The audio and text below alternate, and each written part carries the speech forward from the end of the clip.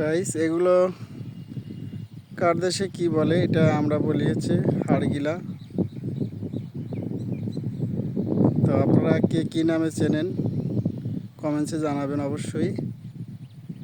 আমাদের এখানে প্রচুর পরিমাণ আসে, বিশেষ করে সকালে খুবই আসে।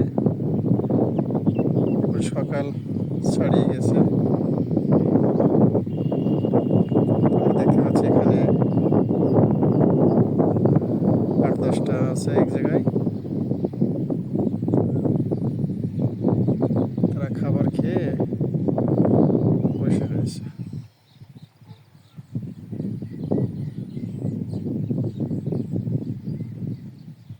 দেখুন আপনারা।